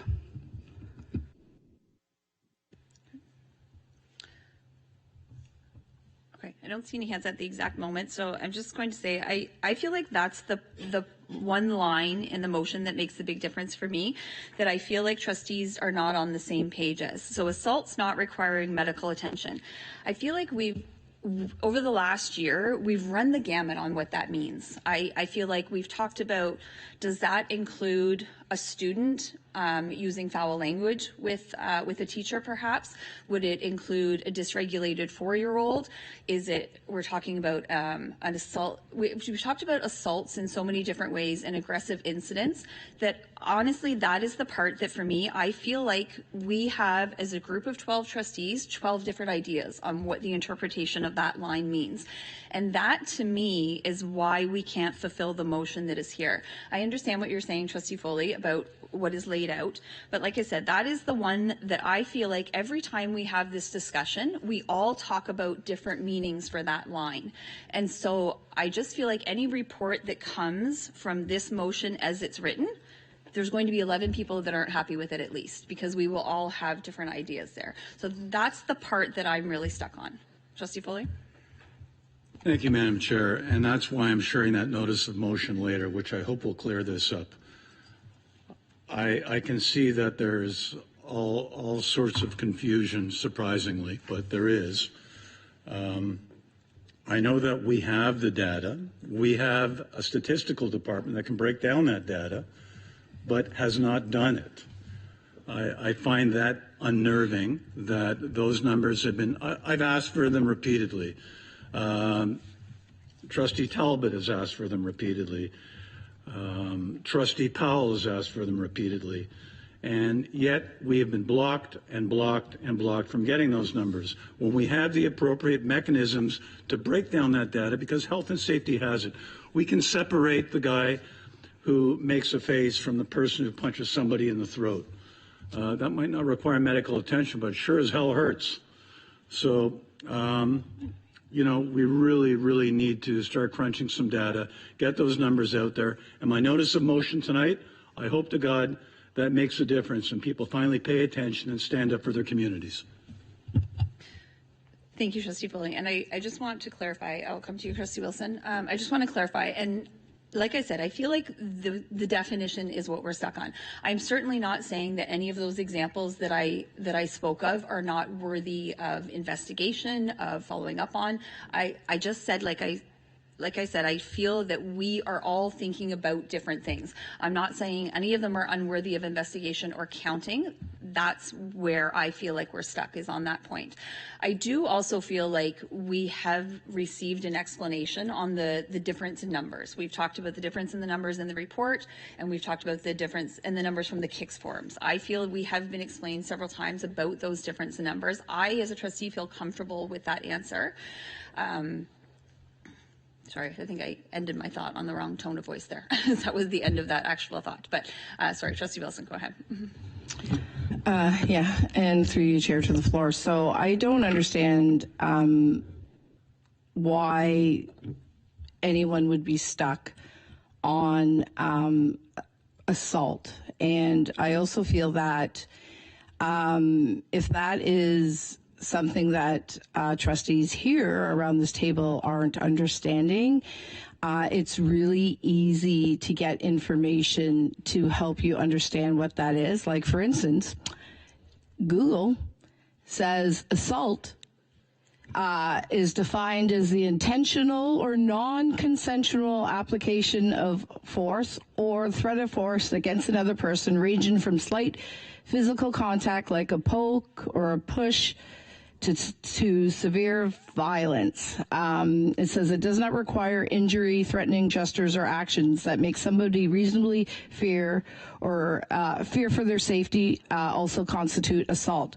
So when you, like, if you just want to, understand assault, if you don't understand what that means, there's a lot of information out there. So, I mean, like it says here, a poke or a push, right? So, I feel that we're getting caught up in semantics here, and what we're really looking for is information and stats. So if somebody has made a complaint that they have been assaulted, then that is exactly how they feel, and they have made that complaint, and that's the information that we're looking for. So I don't understand why you're stuck on what assault is, or why any trustee would be stuck on that, and why they can't easily educate themselves around that.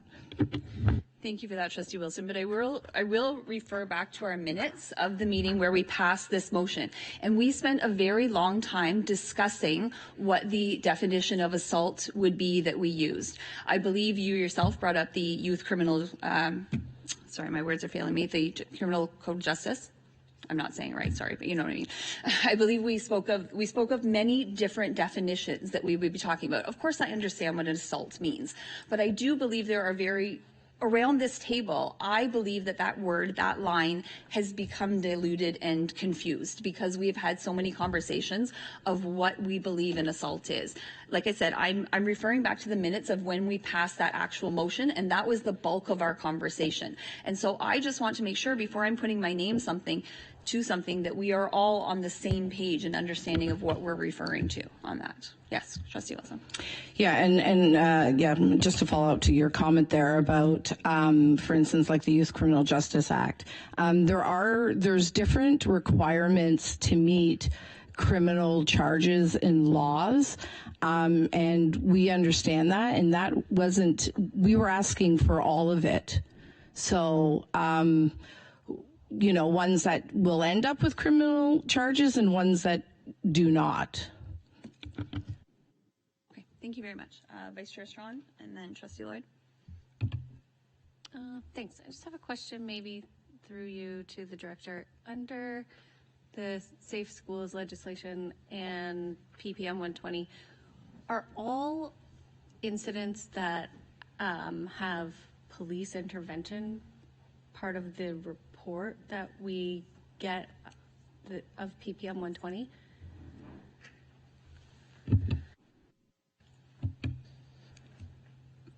Thank you, and through you to Vice Chair Strawn. So we have a variety of things that we do with our police partners that may not result in suspension or charges or, there could be counseling, there could be cautions, so they wouldn't all fall into that. I wouldn't want to say that they would, but any that are listed in PPM 120 have to be reported to police. So there is a police connection there, but we could have an incident that happens in a school in which the police are in and working with the family or working with the student through a cautionary process that may not be reported.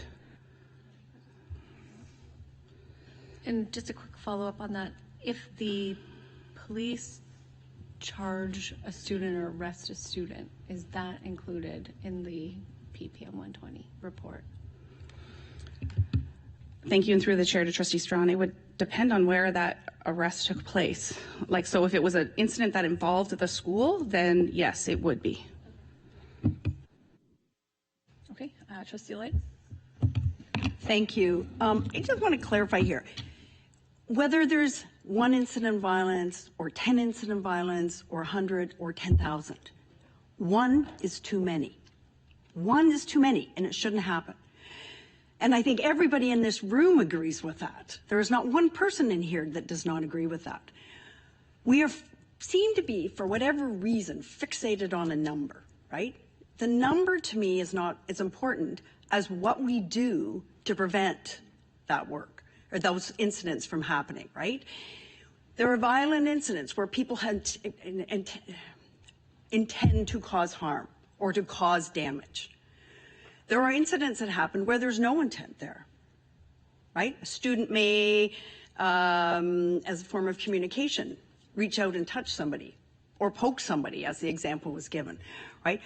I think we need to be, we're focused on a number at this table and it's consumed us.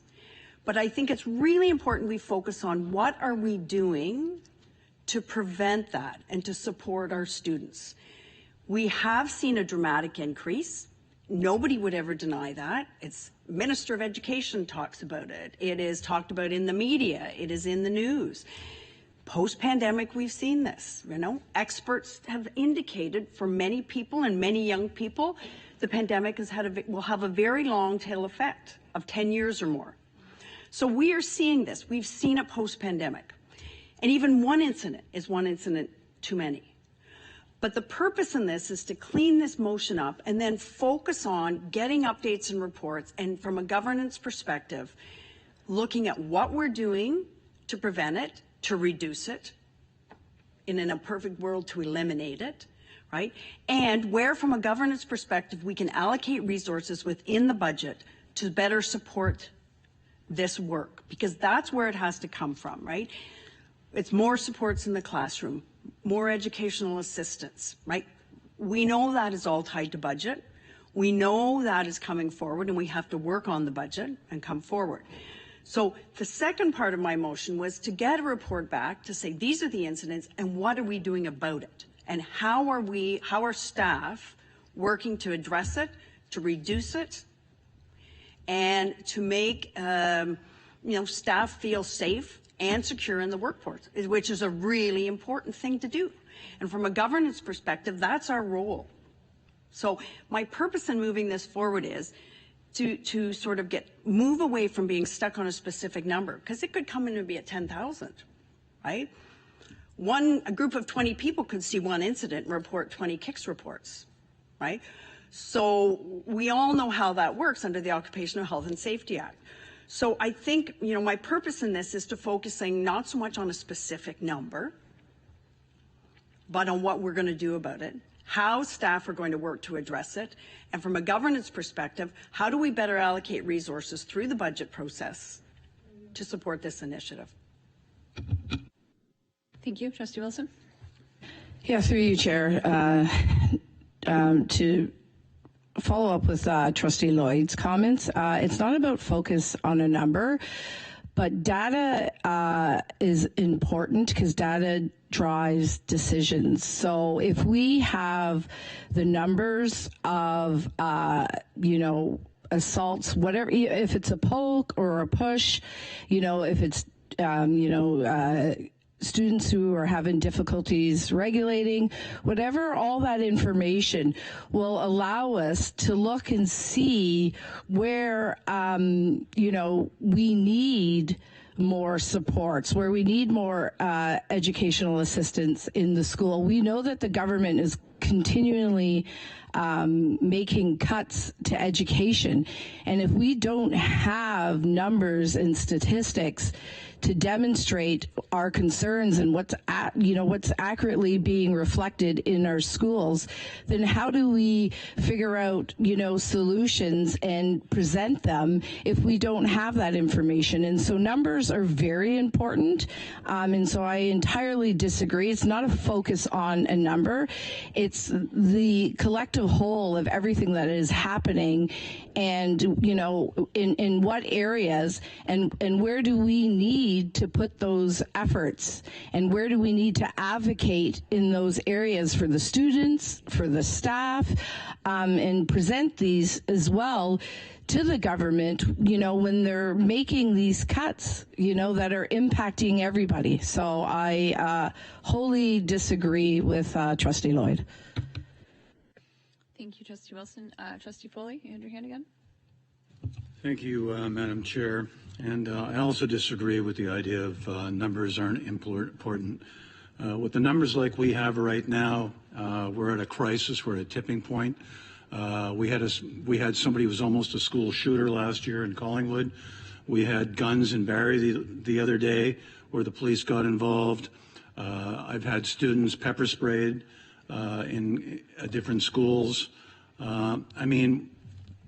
OPP officers told me that students are walking around, many students are walking around with sharp-edged weapons in their pockets. Yeah, we're at a tipping point. Things are bad, yes. As was said earlier, a lot of children coming out of COVID are having difficulties dealing with things. Unfortunately, we have to deal with the outcome. There was a 45% increase in school crimes in Collingwood a couple of years ago. I'm not sure what it is now. I haven't seen the latest numbers. I'm sure the writer would know, but we can't ask her here now. But, there is a huge increase in violence. There is a huge increase in weaponry. We look at what happened out in Tumbler Ridge. That could be Elmvale. That could be Barrie. We need to be prepared. We need to take action. We need to really crunch these numbers and say, what are we doing wrong? What can we do better? As Trustee Strawn said at the SEAC meeting, I think I have a recording of that, where he basically said, you're data driven. Without data, there can't be appropriate governance. And that's the truth. Without data, we can't govern.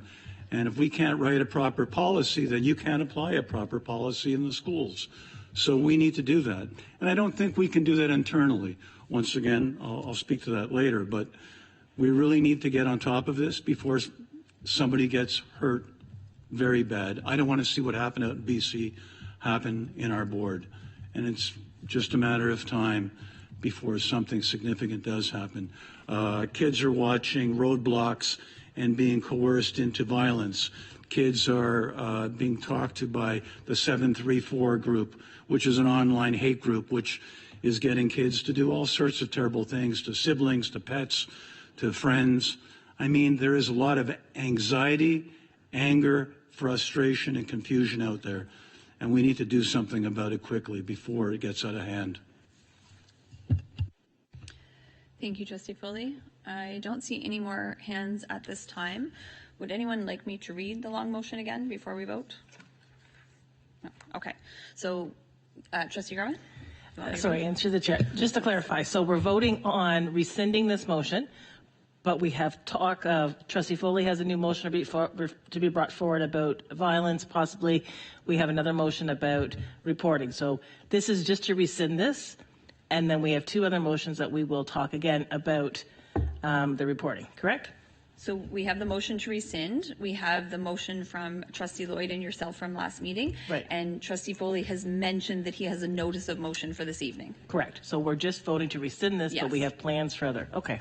I am happy to read the motion again. I'm good. I just wanted to say we're just voting to rescind this because we have plans as well. That's all. Thank you. Okay. No further questions or comments? No one wants me to read the motion? Okay, so we have a mover, we have a seconder. I'll call the question. All those in favor? Please, if you could leave your hand up for a moment. All those in favor of rescinding the motion? And those opposed? And the motion has been rescinded. Carries to rescind. Thank you very much. Okay. All right, so moving along with our agenda. So 1B2, we do have a notice of motion from the February 25th, 2026 board meeting, violent incidents reported to the Ministry of Education in October. So the motion is that the board approve the following motion. Whereas the safety of the SCDSB schools is of paramount importance to the community, whereas data regarding violent incidents is reported to the Ministry of Education annually, be it resolved that the Director of Education report to the Board of Trustees annually on the number of violent incidents reported to the Ministry of Education in October and the programs and/or services available to reduce or respond to student discipline infractions. Do I have a mover for that? Trustee Lloyd and a second. Trustee Grummett, you continue to second that motion? Okay. Trustee Lloyd, would you like to speak to your motion? Yes, thank you. This motion will result in a report coming to us related to the PPM and the report that goes to the ministry with respect to the violent incidents. That's all. Okay, so we get that report annually. Doesn't restrict anything else or any other motions coming forward. It is to get that report annually to us, and with the report outlining what staff are doing to address any concerns that are identified with those numbers, whether there's an increase, a decrease, they're seeing a change in one specific area within the APM, to get that information to us and to get it in a time that aligns with when it's reporting and when staff can get that information to us. That's all that motion is. Thank you, Trustee Lloyd. Any further questions or comments on the motion? Okay. Nothing? Okay. Again, would anyone like me to read the motion again? Okay, then we do have a mover and a seconder, so I'll call the question. All those in favor? Oh, sorry, yep. Trustee Wilson, you have a question or comment? Yeah, just for you. I'm a little confused. Did we not already get that? That was the report that when we discussed that the numbers weren't jiving. Isn't that the same report that with what they report to the ministry? So isn't that what? Yes.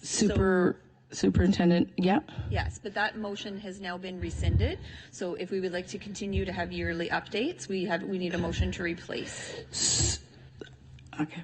Okay. Okay. Any other questions or comments? Okay. So I am going to read the motion one more time, just to make sure we're all on the same page. I know it's a lot of back and forth. There's a motion within a motion in the last one, and it's a lot. So I am going to read the motion one more time before I call the question. So the motion is that the board approve the following motion. Whereas the safety of the SCDSB schools is of paramount importance to the community, whereas data regarding violent incidents is reported to the Ministry of Education, be it resolved that the Director of Education report to the Board of Trustees annually the number of violent incidents reported to the Ministry of Education in October and the programs and or services available to reduce or respond to student discipline infractions. So I'll call the question. All those in favor? And that carries. Thank you very much. Okay. All right, so moving along in our agenda, so that takes us to 2 notice of time-sensitive motions from statutory committees. So you would have seen a report in your package regarding this motion. So Trustee Foley had brought forward the suggestions of contacting our municipalities about the Minister of Education's comments on the possible removal of the role of trustee within school boards. So he had discussed that. It's obviously been a topic of discussion amongst trustees. Trustee Connors and I sit on a committee in Bradford, a combination committee with the council and education partners. They asked us about this as well, and they were looking for a way, an avenue to advocate for trustees, or just some more information, and looking for a way to advocate for the role of trustees. I do believe that there are some municipalities out there that are looking to support the role of trustee for it to continue. And so my motion is just that we would send a letter, or my suggestion would be that we would send a letter to our municipalities, just outlining the changes that are happening and the possibilities, and letting them know that if they would like to advocate for us, we'd be very happy with that. So I would need a mover for that, or I can pass things over to Vice Chair Strawn, either way, and I can move a motion. You'll move it? Okay. Okay.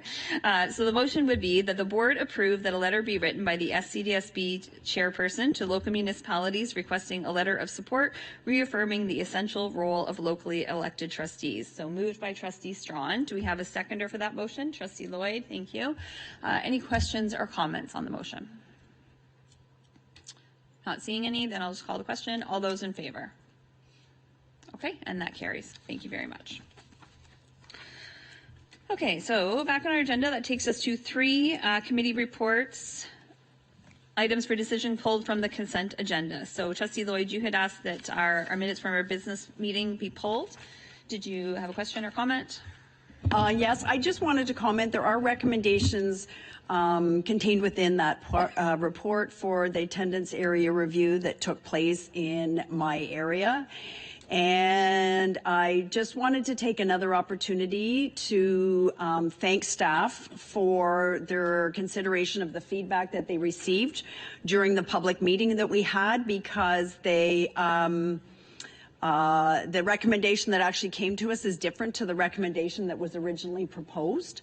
And I want to acknowledge all the parents that came to that meeting and provided feedback in person and in feedback through thought exchange, because it has resulted in I think, a more palatable motion coming forward. I certainly can say that I've had very little feedback on this change. And so I just want to recognize that change is always hard, and as we grow and we open new schools, there's always growing pains attached to it when we have to make boundary changes, and this was sort of one of those processes that took place.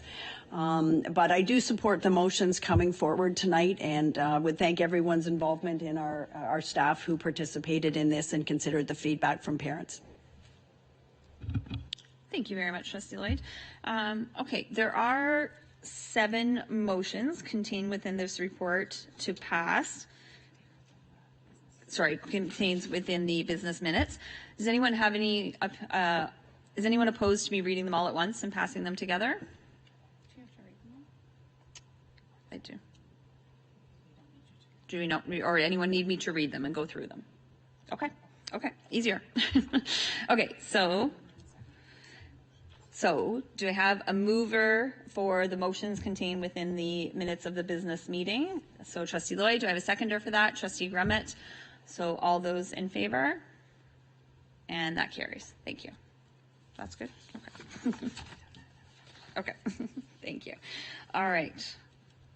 Okay, so next up we have staff reports, items for decision, which we have none this evening. So that takes us to committee minutes, reports, items for information. So we have the report of the First Nations Education Advisory Committee held January 13th, 2026. Do we have any questions or comments on that, on those minutes?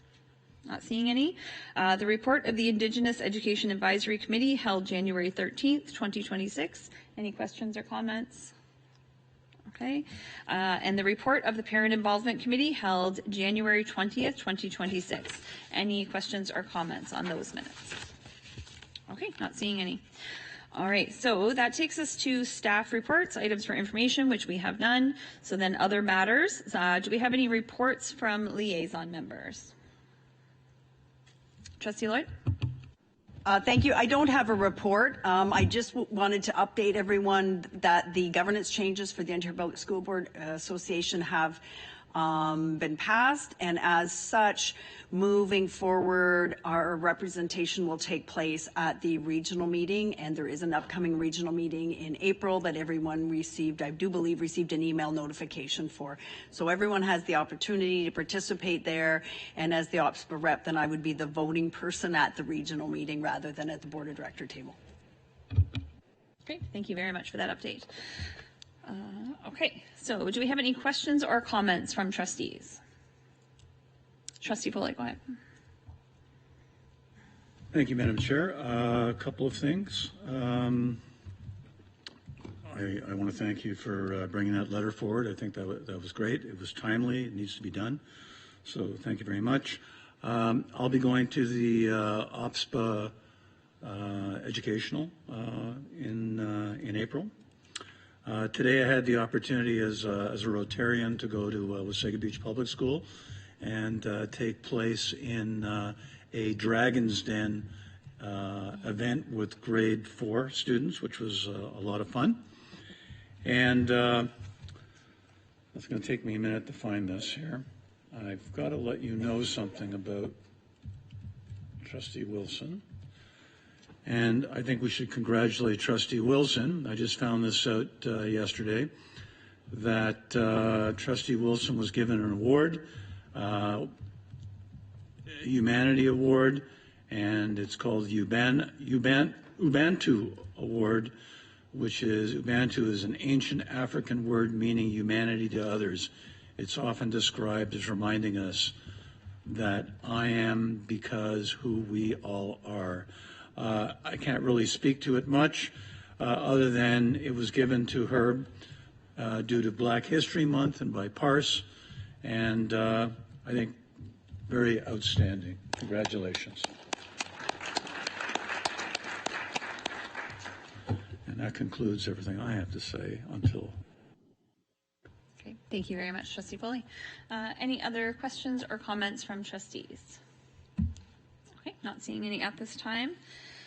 All right, do we have any notice of motion for next meeting? Trustee Foley. Madam Chair, so my motion focuses on some of the stuff we talked about, and I'll read it to you.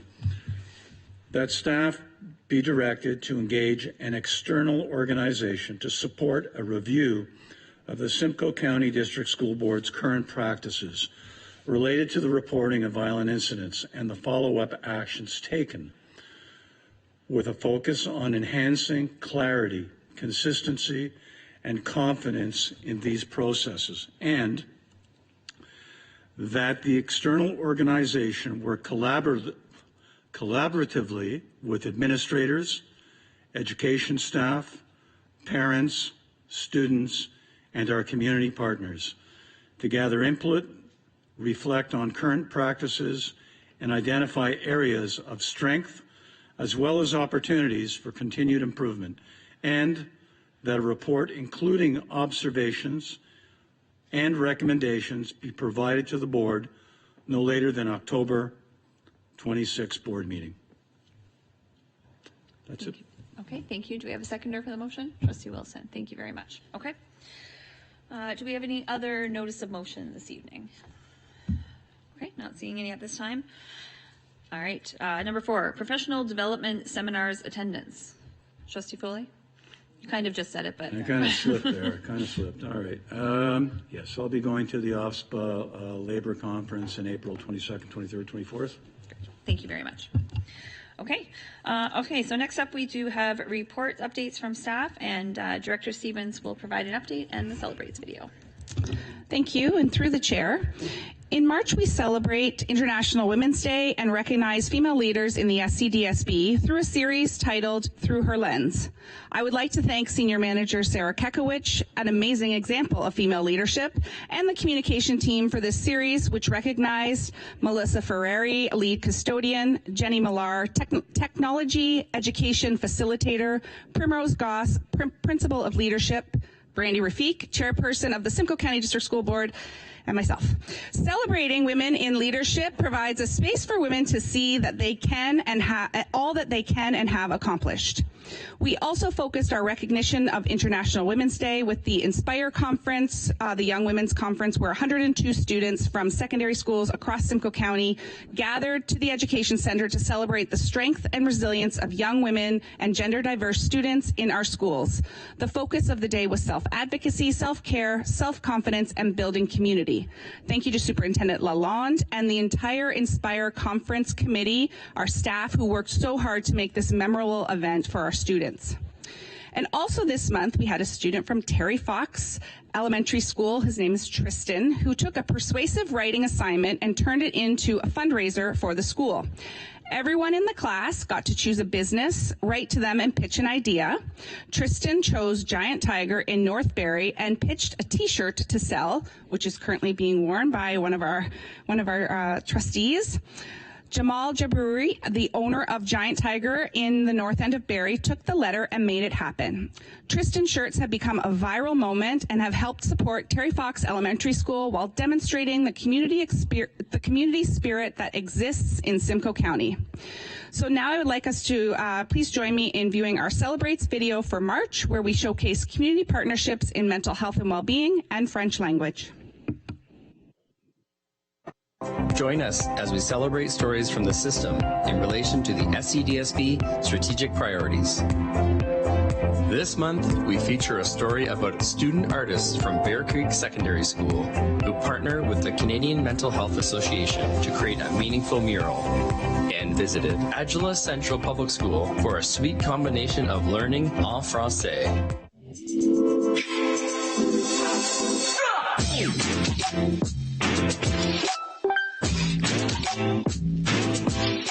Liz Grummett reached out to us from CMHA about creating a mural, and it's in honor of a former student of ours. I picked students who I thought are very good portrait artists and would be fantastic for this, and we've been working on it since October to put it all together, and now we are here painting it. This project, which started 10 years ago, was called the Youth Shine Campaign, and this was in memory of Mitchell Conlon. And his family came to us looking for a way to remember him, but most importantly, make sure that we were providing great services for youth. And we were able to create a space that will have our youth program. It was Bear Creek that put us in touch with Canadian Mental Health Association. And that path included getting help to support us through, but in addition to that, we had a tremendous amount of community support. That mural will keep his memory alive, but more importantly, it's created a center for youth to feel safe and to get support. The mural is intended to make youth feel happy and not sad. It's bright, it's colorful, it's in memory of his life. At Bear Creek in arts from grade 9 through grade 11, we teach them a lot of basics. So about creating compositions, the elements and principles of design, and then lots of different skills with different mediums that they can use. Having that space to be creative has lent very well to them coming up with the composition for this mural. The mural, it's very light and colorful, so it's more hopeful and positive. A lot of the composition was the emphasizing on him playing hockey and his smile. It's been really inspirational working with Bear Creek, the art program. It's hard to even find enough words to say how wonderful the experience has been. Mitchell graduated from Bear Creek, so it feels really important that we have them part of this partnership and by working on this mural.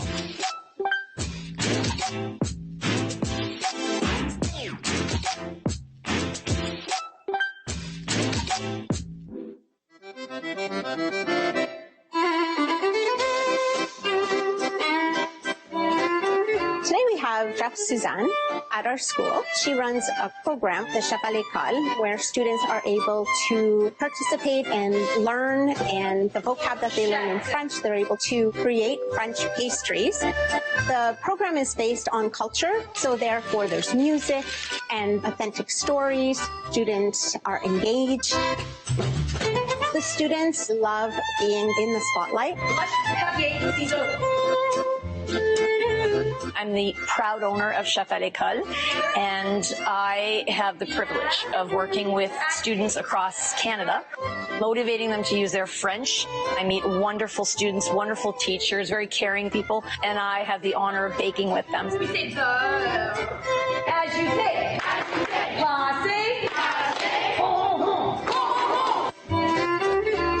The recipe is my own. It's called sablé à la lavande et citron. It's a lemon lavender shortbread. My favorite part about the workshop today was the baking. I learned a lot of the French words are pretty close to English words. Bowl in French is just bowl. There is a package shared from the presenters, and what we do as educators is we take those words and we learn about them. That you could really see how they are helping each other. All students walk away feeling impressed with their own skills and their ability. That, to me, is the end goal for Chef à l'École.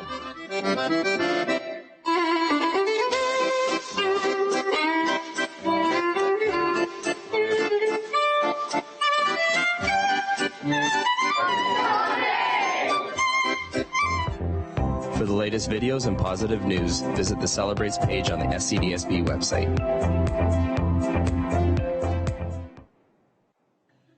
Thank you very much. As always, thank you for the wonderful Celebrates videos. It's great to see the smiles around the room and on such a positive note, so thank you. So next up on our agenda, we do have some correspondence. So we do have a letter from the Township of Rideau Lakes dated March 18th, 2026. We have a letter from the Township of Tiny dated March 12th, 2026, and a letter from Blue Water District School Board dated February 20th, 2026. Okay, so at this time, I would be looking for a motion to adjourn. Trustee Wilson, seconded by Trustee Foley. All those in favor? And we are adjourned. Thank you, everyone. Have a great evening and drive safely.